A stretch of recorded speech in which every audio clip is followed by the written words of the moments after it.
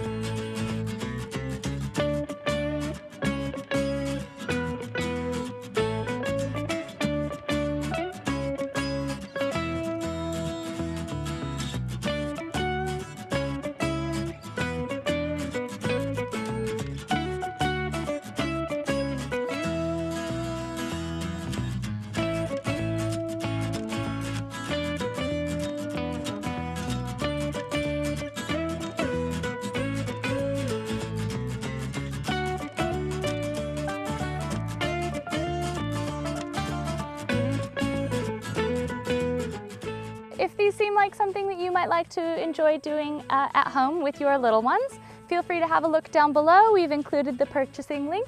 So hop on, check it out, and have fun crafting. Bye!